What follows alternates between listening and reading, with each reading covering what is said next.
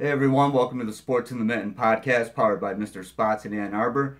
I'm your host, Adam Biggers, Michigan and Michigan State beat writer for FanRag Sports. And we're going to discuss the Wolverines 36-14 win over Cincinnati today. Pretty underwhelming, actually. It appeared, those two quick touchdowns, it appeared that Michigan was on its way. I really thought this was going to be a blowout. I know that we all talked about it. Sean Michael. Hey, Sean, hope you're doing safe down there. Everybody, if you're in Florida or in the path of Irma, definitely be safe. My thoughts are with you guys. Sean, a follower, a reader, a watcher, and Jupiter, actually. And a guy that I used to coach with at Atherton High School, Steve Salovic. Steve, if you're watching, I hope you guys are safe too. So, but yeah, back to this football game. And like I said, underwhelming victory, I think, for the Wolverines. A win's a win. It's week 2. There are a couple concerns. I did ask Jim Harbaugh about the right side of the line. I feel like Mike Onwenu and Nolan Eluzio, they definitely have potential. Otherwise, they wouldn't be starting. I think Mike was always a lock for right guard. My surprise was with Nolan. So that with Nolan beating out Juwan Bushell-Beatty and John Runyon Jr., to me that says that if he's got to, at least he's better than they are right now. And if he isn't heads and shoulders better than they are right now, he will be very soon. That's the way I look at it. I think that with Nolan, it is a work in progress, but he's a guy who's, you put in the investment of time and reps, it's gonna pay dividends. So for some reason, I'm having a funky time with my internet again, so I might have to get up close, guys. Hold on, here it goes. It's been spotty the past couple days because I don't want to have to get up close to read all the comments. So, okay, I'm going to start with the comments, guys. Sean says he's surviving. Not bad yet. Well, hope you're safe, Sean. I know we talk on Twitter all the time, man, so I hope everything goes well. Four Masterfuls, what's up, man? He says that game was very tough to watch. It was. KB says, let's talk about Spate. We will. It's almost 9 o'clock on a Saturday night. I want to try to limit this show as much as I can because Thomas and I will do a two-man episode tomorrow night. So I'll get through these questions though. Spaniard Prince says Mike Onwenu needs to drop 20 more pounds. Jeremy Turner, thoughts on the offense and Wilton. Sean Michael says this is one of those games after last week's games you expected a letdown. I wouldn't just put too much stock in it. I'm gonna start with Sean Michael's comment because I wrote a column on FanRag Sports. Follow us on Twitter at FanRag_U, at FanRag Sports and FanRagSports.com. I wrote a preview column on Cincinnati, and Sean, I addressed that point because I thought that it had to be the opposite for Michigan's underclassmen. It really did, because you go out, you get this emotional win at AT&T Stadium, SEC opponent. It's the Florida Gators. Some of the players know each other. There were a lot of connections. It was a big game, and I thought that they did well. Neutral site, I thought that they did well. This game, I don't know how many out there. Let me know if you did expect a letdown. I guess it is one where it could happen, but at the same time, I remember asking Donovan Peoples-Jones about it during availability, and he said that they approach every game as they should. So it's to me, maybe, I don't know if it's just they didn't get up enough for it, or if Cincinnati was just better than what we thought. Hayden Moore didn't look that bad when he had time. I'll go through the stats and everything too, guys. Let me go through these stats really quick just to give everybody an idea. Starting with Cincinnati, Hayden Moore was 15 of 40, not good, for 130 yards and a touchdown and 2 interceptions, but that is kind of deceiving. I don't think that he was that bad given the circumstances. He kept Cincinnati in that game for a little bit. Mike Boone, the running back, 12 carries for 44 yards and a touchdown. Boone was pretty good. Jared Dokes, 6 carries for 25 yards with a long of 15. He was good. Mike Boone was good as a receiver, 5 catches for 28 yards. Khalil Lewis also with that touchdown, 4 catches for 29 yards. Devin Gray, 3 catches for 41 yards. And Dokes had 1 for 25. So, real quick with Michigan stats, I'm sure everybody out here watched it, and I will get to the comments, guys. Spate 17 of 29 for 221 and 2 touchdowns, no interceptions. Ty Isaac, we could talk about Ty Isaac as well. 20 carries for a career high 133 yards. Ty, I thought, was a machine today. And when we're talking about running backs, Kareem Walker's injured. We spotted him on the sideline. My cameraman, actually, Jared Jansen, at JJ Sports Video 15, so go check him out. Jared spotted him. Kareem was in sweatpants, so it's a medical issue, guys. Like I said, don't just because if he's not out on the field right now, I feel like everybody wants to start getting that transfer rumor started. Let's get the transfer train going. That's not the case. It's a medical issue. Right now, it was why he didn't play and why he's not dressing, because he is not 100% healthy. Anyway, I thought, hey, DPJ and that jet sweep for 44 yards, that looked good. But Donovan, we could talk about Donovan, Grant over Donovan as well. So, Kakoa, 4 catches for 83 yards and a touchdown. Grant Perry was pretty big, 4 for 66 and a touchdown. So, you guys can look up the box score. I just wanted to go over some main stats. I'm going to get back into this chat. And Adam J. Prolacki says, this was the first one I saw, media needs to stop buying into these ridiculous point spreads. Any team can be beat. And that's true, Adam. I don't really look at the point spreads. I did anticipate this was going to be a 56-6 game. No doubt in my mind. And then, like I said, with Michigan and those 2 quick touchdowns, I was like, here we go. And then it just sputtered. Inexplicably. That's the issue with Michigan. I don't think that it's there. You know it's there. Defensively, it's there. Right side of the offensive line needs some work. Wilton Spate still needs some work. He needs to get more comfortable with Kakoa. I think that today was a game in which they did that a little bit. Jeremy Turner, thoughts on the offense and Wilton? I mean, I thought the run game, again, was great. And we've discussed this a lot. Is it going to be by committee? Who's 1, 2, 3? I think, yes, in a sense, it will be by committee because Chris and Karan got carries. But whoever has a hot hand, and I mean, Ty Isaac has a hot hand right now. So, Chris was tabbed as the #1 running back at Big Time Media Days. Harbaugh maintained that all throughout camp. Maybe it's 1A, 1B. Or maybe it's because Ty Isaac was coming off an 114-yard game against Florida. So why not? He had 11 carries for 114 yards. I mean, I want to say the first 5 or 6 plays that Michigan ran were all handoffs to Ty. It's just feed them, feed them, feed them. So what do I think of the offense and defense, or the offense and Wilton? They need work, and we can definitely address that deeper later in the week or even tomorrow. But just for the sake of getting to all these questions, I'll just say it needs work, Jeremy. Right tackle 4 Masterful says right tackle should be up for grabs. Sean Michael says State beat 2 MAC teams barely and Sparty wants respect. Sean, Western Michigan is not a bad team. It was 13-1 last year. Has a championship level secondary. Hung around with who was it? Wisconsin, right? Wasn't it 26-14 in the Cotton Bowl? Western's a good team. I didn't watch that game. That's a game that Michigan State should win. I'm wondering how Brian Lewerke fared. I'll probably watch the replay of that. But anyway, 4 Masterful. Let's keep it short. There are a lot of games on. All right, I agree. 4 Masterfuls. I'll go through it. Thanks for joining me, guys. I know Ohio State, that game's on. I want to get to watching some games too. Michael Loreno wants to know, what's up with McDoom? DPJ stole a little thunder today. I mean, I just think the guy who's with running back, whoever's got the hot hand, and Donovan does not have the hot hand right now. Donovan, this punt return stuff, I feel like is going to become worrisome, and that's why we saw Grant Perry back there. Grant Perry, very sure-handed. He may not have the explosive qualities that Donovan has, but you know that Grant is going to secure the ball. He's waving it down. I mean, Donovan, those punt returns look shaky from him. That's something that he's got to fix. 4 Masterfuls, I think I knew Cincy would be tough when the coach knew everything about you and they have a former player on staff as well.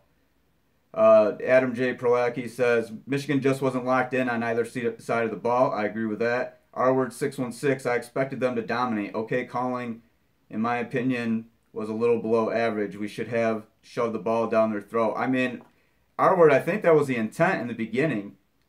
And it wasn't I don't feel like it was an over-cocky or overconfident prediction.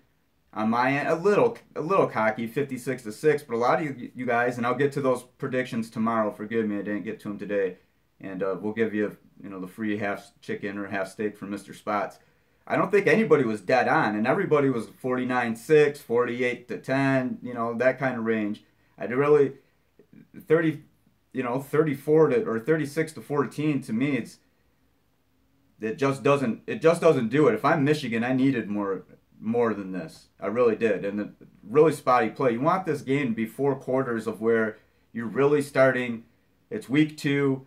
You don't have to show everything, but you want to start working on some stuff. And this is a team in which you can work on some stuff. And I think that that's what was happening, like when we saw the handoff, the sweep to Kakoa. I think with DPJ, if you noticed a little bit, there was a time I think that Michigan was trying to play around with some things. At the same time, you have to have full control of the game. And while Michigan probably had 80% of control 80% of the time, this was a game where it has to be 100-100, I think. So in that regard, I was not impressed by Michigan. Arbor 616, the play calling. I want to see more tight ends. Sean Michael, MSU beats Western at home by 2 touchdowns. Great win. Michigan wins by 3 at home. They're overrated. Well, I don't know anyone that's saying that, Sean, but we're looking at you're acting like this is the same Michigan State that it was. This is Michigan State coming off a horrible season, 3-9. One of Mark D'Antonio's worst. It's the worst at Michigan State since like 1982. So I think it is a good win. Great win? I don't know. I'm not calling it a great win. Michigan wins by 3 touchdowns at home. They're overrated. I don't think they're overrated. I thought that they were underwhelming, if anything. I don't think they're overrated. I'm in on this defense. I'm in on Khalid Hudson. Khalid continues to impress. I know everybody's talking about this defensive line, and they should. And Rashawn flexed the muscle today. Khalid Hudson is just a player, man.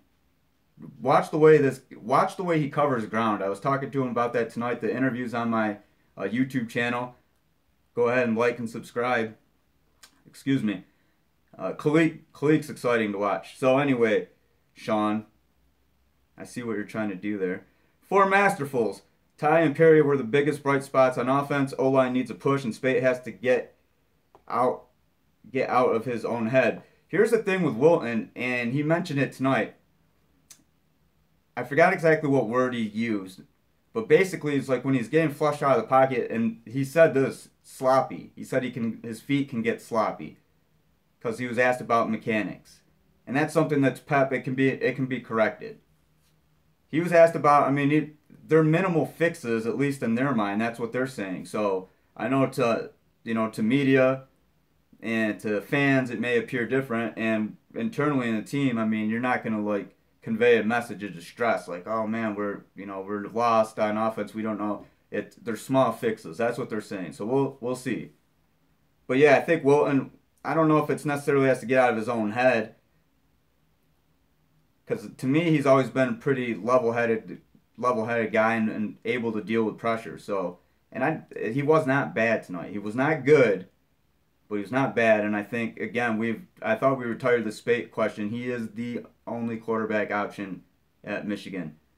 Jim Harbaugh even mentioned tonight, not in direct connection to Spate, but he just says that they can move the ball as an offense. And that's with the run game, that's with the pass game. They can move the ball. Wilton's the one that can move the ball for them. Let me see, who else? Sean Michael says, Detroit Free Press just wrote, MSU is a sleeper team to win the Big Ten. That's a stretch for me. For Masterful says, let's focus on MSU when it's time. We both have things to work on. Adam, the old line needs to play much better, says Craig Ashcraft. I agree. Ballin, is the defense missing a true pass rusher? Ballin 205. No way. What do you mean true pass rushers? Rashawn Gary's a true pass rusher. Rashawn Gary can do everything. Mo Hurst is a great pass rusher. Chase Winovich. Khalid Hudson. They have guys who can. Devin Bush. They have a lot of guys who, at their position, are very good at pass rushing. Obviously, defensive end pass rush is slightly different than a Viper pass rush or a Mike or a Will. I think they have plenty of pass rushers. This defense is so fast and athletic. It really is. That's what's keeping me. I'm not really. If I were a Michigan fan, I wouldn't be panicking right now. I mean, these past 2 weeks haven't been anything where you're like, wow, this is definitely, a top 10 team. I think that the win at Florida, or neutral site win against Florida, that helps. I thought that Michigan was ranked a little bit high when the AP Top 25 came out. And not that being number 10 or number 8 was a big difference, but I put Michigan borderline top 10 team if we're just basing, of course, what we've seen. So anyway, Justin Green says Rashawn got pissed off. Yeah, he did. Andrew Pearson Thompson, I think this is a defense where most of the sacks are going to come from linebackers, safeties, Vipers this year. They're gonna get theirs. I think everybody's gonna get theirs, and I'm surprised. I'm not surprised, but I really thought these first couple games, I thought Rashawn would just go on a tear, and it's not that. He is really. He's being double teamed. I thought Rashawn was good tonight. He had. I'll read his line. Rashawn had 3 tackles, 2 solos. He had a quarterback hurry. Credited with a quarterback hurry. He was getting into the backfield. But he's just not getting the sacks. If we want to talk about defense, Tyree Kinnell. You want to talk about a complete game, and he scores a touchdown. Let me just read Tyree's stats real quick. 9 tackles, 8 solos, a sack, tackle for a loss, interception, his first career interception, his first career touchdown. That was a hell of a game for Tyree. I don't know if you're going to see. I don't know, honestly. Keep Tyree's game tonight against Cincinnati in mind, or today in mind, and tell me later. Let's compare. Is there a single player who could have just a single better game than what Tyree did?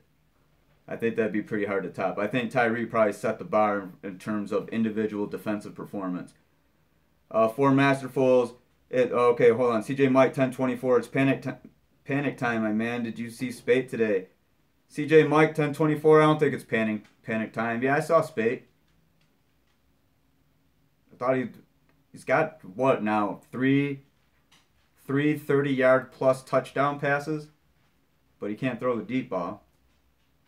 I know the accuracy, the flash isn't there right now with him. I know. He's not playing what he played like during those first 9 games of 2016. I have no problem with that. But that's where it ends for me. If there's any discussion, there are no valid points in my mind why you move from Wilton Spate to anybody else other than injury or other than just massive nosedive. Wes Weber. Oh, and Wes Weber. Look on my Twitter timeline, guys. Wes Weber just hooked it up with breaking down the stats. Those were incredible, Wes. I'm going to start. Wes, do you want to be the official stat man of the podcast? How's that? If you copy and paste those in here, I'll read them. And Wes says, Rashawn was single-teamed a lot today. Reason he's not showing up on stat line is opponent offense equals quick slants or quick bubble screens. And that, too, I think it's designed to where Hayden Moore, Cincinnati and Hayden Moore, the quarterback, knew of okay, Michigan's defensive line is going to get back there quick. You're not going to really have any time. So that's a valid point. Carlos Gilliam says, did you see O'Corn last year versus Indiana? I did. He wasn't great, but they won. CJ Mike, what happened to our play calling? We used to throw brilliant screens and the play action to Jake Butt on the drag route. It's different play calling with Pep, but it's 2 games as well. I don't think we've seen all of the offense. The offense looked clunky today. That's really the only way I can say. The only way I can say it. Those 2 touchdown drives, the offense looked really good. The rest of the game just looked clunky. What's the biggest hole in Michigan's offense as of now? Justin Green wants to know. I gotta say, right. The right side to me is the biggest liability, I would say right now, right side. And if Wilton Speight doesn't reach the level that he needs to as well. Wilton Speight can't play like he's played these past 2 weeks and Michigan expect to really do anything. He's got to elevate that level back to at least what he was last year, and he's not even that yet. So, Wes Weber, Baumgartner says Kareem was hurt today. Is that confirmed? Yes, I tweeted earlier too. Kareem was in sweats. I've heard a couple different things on injury, so I don't want to specifically say what type of injury it is because I've heard 2 different things. I'm leaning toward one, but once I can confirm that, I'll say it. But yes, he's injured. And again, I mentioned that at the top of the show. You know, if he doesn't play, this Twitter transfer train stuff, man, it's instantaneous. Instantaneous. I mean, Chris Evans didn't get carries for a little bit today, and people were tweeting, is Chris Evans hurt? What's wrong with Chris? Ty Isaac's coming off a career high. I mean, why not? Maybe Ty Isaac just had a really great week of practice. They rewarded him. That's the way I look at it. Like I said, the first 5 or 6 plays were all handoffs to Ty. CJ Mike says, I'm glad to see Ty taking control of the running back spot. He ran like a monster today. You think he gets the start from now on? I mean, it's hard. It would be hard for me to not have him start. Yeah, I mean, absolutely. Number 1 right now in terms of what we've seen so far, number 1 running back is Ty Isaac. There's no question about that. For Masterfuls, we need to use our tight ends more. Gentry and Wheats look like real weapons. And how about that pass from Wilton to Zach Gentry? What was that, like 36 yards? That was a nice pass. That's what you can get, guys. Look at that stuff. I know everybody wants to focus on what he's not doing right now, but focus on what he is doing. He threw some pretty balls tonight, or today. I keep saying tonight. Carlos Gilliam, Wilton is the guy, no question. People need to relax. He will get used to new wide receivers, passing coordinator, relax. I mean, Carlos, that's the approach that I'm taking as well. Craig Ashcraft says, run the ball more and take the ball out of Spate's hands. Classic Bo. And Craig, I had those thoughts too today. Rely on the run. Ease the pass back in. I agree about that. Jake Vandermeer, did I already talk about Kareem? Yeah, but I'll go over again with you, Jake. He was injured. He's not, like I said, the Twitter transfer hype or whatever, transfer train, whatever I called it. It's so easy for people to just start speculating what's going on. Oh my God, he didn't play the first game. And I mean, I tweeted that I didn't see him out with a running back group. Then my videographer, Jared Jansen at JJ Sports Video 15, he texted me and said, hey, Kareem's down here in sweatpants. And then I tweeted it. So credit to Jared Jansen for actually relaying that info. But yes, he's hurt. Zone defense looked average at best today, says Rword 616. For Masterfuls, I don't think any of us are saying pull Wilton, but this is more so looking at his miscues and how they translate into bigger games. And I can understand that too, because I mean, if we just segment it, okay, he had some mistakes against Florida. Florida is a much better team than Cincinnati, at least supposedly. Maybe Cincinnati just maybe really got up today too. I mean, these kind of games are really hard. It's one thing or the other. Did Michigan not go in there? Was Cincinnati underrated? Did Michigan go, nonchalant attitude, and Cincinnati, the running backs said they were going to shock the world. I mean, they almost did. They made it a lot more competitive than I even expected. So Wes Weber says, statistically in both games, Michigan is significantly better running on 3rd and 10 than passing. And I'll take your word for that, Wes, because I know that you are breaking down all these stats, and that sounds right to me. For Masterful says, ball in 205. Wilton's main problem is the high throws. Yep, that one to DPJ too. That was a first down. That was high and behind. DPJ tried to grab it with one hand. For Masterful says, I'm looking at his previous big games versus Wisconsin, Ohio State, Florida State, and Florida. I thought he was decent against Florida State and Ohio State. You're not in either of those games without Wilton Speight, are you? I mean, even Florida, and they won. You're in Wisconsin too. I mean, you're not in any of those games without Wilton Speight. You just aren't. I think he will be a big, for Masterful says, I think he will be a Big Ten game winner, but not a big game winner. And yet, I mean, he's not a proven big game winner. I give you that. Expect any starters to change against Air Force, Jake Vandermeer. Early to say right now. We'll get some more Monday. I don't expect that. I figure the first 2 or 3 weeks, if there are, maybe this is the last week, but I don't think they're gonna sit around for 4 or 5 weeks and try to find out what works best. I think that they have a pretty good idea of that. In these first 2-3 weeks, you can play around with that, but I don't think once you start getting in week 4, week 5, unless there's an injury or unless just there's some guy who's so good you can't deny him. But I mean, as of right now, I think Michigan, excuse me, I think Michigan knows what it has, pretty much. Put it that way. Mason Cole looked good again today. Yes, Wes, he did. Mason Cole, just steady as ever. Wes Weber also says new passing game coordinator. Pep will get him up to speed. For Masterfuls, Grant Perry is an awesome slot wide receiver. Is his eligibility up? No, he's a junior. Pretty sure. Grant Perry. If you guys want to talk about Grant Perry, how big has Grant Perry been? If you look at just redemption wise, I mean, he was in the doghouse. He went through that whole case, and he spun that ball. Harbaugh did not like that. And all Grant Perry's doing is making big plays at wide receiver. That touchdown from Spade, he caught it, I think it was at the right hash, and then just cut down. That was all Grant. And it was a good throw from Wilton. That was all Grant Perry.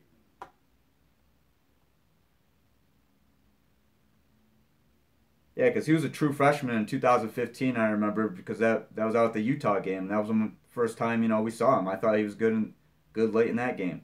Yeah, he's a junior. Back to your guys' questions, guys. Adam Walney, how come Kareem and Oliver Martin didn't dress? I don't know why Oliver didn't, but Kareem didn't because he's injured. Carlos Gilliam, wait until Big Ten season. We will roll. He's a junior. Grant Perry. Yes, Carlos. I was thinking redshirt sophomore for a quick second, and then I was like, no, wait. 2015, true freshman against Utah. Grant Perry was getting to the end zone after that catch. Ran with a purpose, says Wes Weber. Yes, he did. 4 Masterfuls, 2 key catches in both games this year. The big one against Florida in the opening drive of the third. Craig Ashcraft, the O-line coaches have time to have these guys gel young. And Craig, yes, I wrote a column. It should be posting any minute now. Check it out on FanRag Sports, at FanRagU, or at FanRag_U rather, and at FanRag Sports. It's basically the premise is the right side of the line needs to get right. And we've kind of talked about this. I think Michigan's already demonstrated it has the makings of a pretty good run game. And again, against Florida, Michigan ran the ball 49 times. Today, 37 times. And 20 of those came from Ty Isaac. So I think running game, what it show is that there's a grinder back there, heavy carry grinder. And if that's going to be Ty Isaac, that's going to be Ty Isaac. And the defenses are going to have, a fun time trying to bring him down. But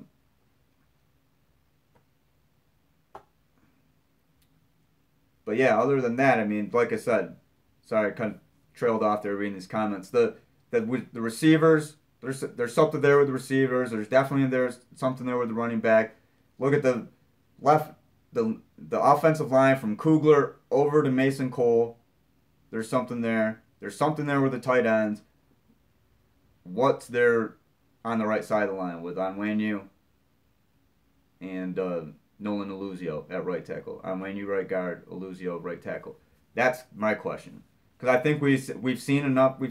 Maybe not enough. We've seen Brandon Watson. He's got like 4 pass breakups already. A couple, obviously saved big plays. Josh Metellus has been pretty good. Tyree Kinnell's been pretty good. Lavert Hill he's still learning. David Long still learning. They're not bad.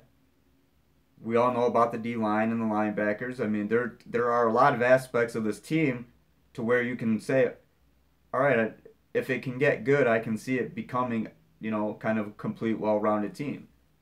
But it can't have all of that without. I think the offensive line is you got to have that. I mean, how long did Michigan not have a good offensive line? I feel like that was the MO under Rich Rod. That was under under Brady.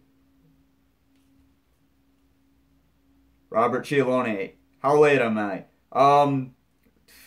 Late, Robert. I'm getting ready to shut it down. If you have some questions, though, fire them away. I'll get them in there. What's going on with Chris Evans? Needs more touches, says Boss6268. Why does there have to be something going on with Chris Evans? What's going on with Ty Isaac? Ty Isaac's running really well. That's the thing. Why everything's always like doom and gloom with everybody. Kareem Walker's not transferring. He was hurt. Chris Evans didn't get a lot of carries today because Ty Isaac was almost impossible to stop. It makes sense. I'm not trying to call you out. I'm just saying, like that's how I think. That makes more sense than asking what's wrong with Chris Evans. Ask, wow, what's going on with Ty Isaac? 20 minutes. Never mind, Robert Cialone. I have time, man. You can ask a couple questions. Craig Ashcraft, I believe the big house had an effect, jitters on this young team. And maybe, and again, guys, this is for a lot of these guys, this is their second college football game. And they were in high school last year. And they're starting. Or playing significant reps. Or they're 2 years out of high school. Like I said, a lot of these guys, it can't be a crutch. It is something that has to be, I guess, used as a reminder. It's not a crutch. Michigan's already burned that card right there. They can't say that they've already dismissed that whole thing this year. They can't backtrack on it now. Players can't backtrack on it now. Age does not matter, is what Donovan Peoples-Jones said. Cleek Hudson said similar things. A lot of guys have said the same thing. Experience, though, is a little bit different, and they have to get some experience. They're all capable of playing the position. I think that, like I said, the right side of the offensive line right now is the big concern on my end. Ty Isaac's been very good, no complaints, but when he runs, he looks just like a tight end. Body so much. Jonathan Gray, he's picking up yards. Carlos Gilliam, Jim Harbaugh now knows what he's doing. Relax, win and get better before Big Ten season. Carlos, I agree. For Masterfuls, I expect us to be much sharper offensively versus Air Force. If not, then more questions will loom. And that'd be fair. Because, okay, now 3 weeks in, now what's going on? Because supposedly, you hear stuff in training camp, things are starting to click. And a lot of this is cyclical. I mean, you hear, because it's the same process every year, so you're going to get similar answers depending on what's going on. Clicking is a relative term. How much are you clicking? Okay, well, we're doing well right now. That's the whole thing. I mean, you just have to look at it, just time spent. I mean, that's the only way I can explain it. Time spent. The more they play together, the better they have to get better. Robert Cialone, Adam, what will we ever do with the subpar play Wilton Spate? In my honest opinion, they should have given the keys to Peters and O'Corn to light a fire under Spate. Thoughts? Ooh, Robert. No, I don't agree with any of that. I think they did light a fire under Wilton when you put John O'Corn in there after those 2 pick sixes, just like, boom, yanked him. I think that sent a message. That surprised me, actually. Boss6268, is Jim or Dravno calling the plays? I don't know. I'm assuming we haven't really gone over I'm assuming Jim has heavy involvement in everything. But as the offensive coordinator, maybe that's a question I ask Monday.